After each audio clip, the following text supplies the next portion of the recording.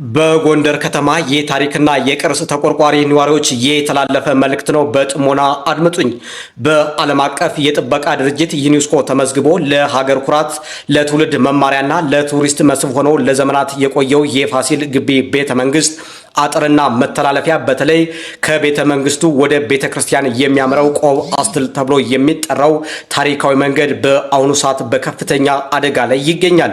ባለፉት ጥቂት ቀናት የሲኖትራክ ከባድ መኪና አሽከርካሪዎች በሚያደርጉት ጥንቃቄ የጎደለው እንቅስቃሴና በፈጠሩት ግጭት ምክንያት ይህ የማይተካ የሀገር ሀብት እየፈረሰና እየወደመ ይገኛል።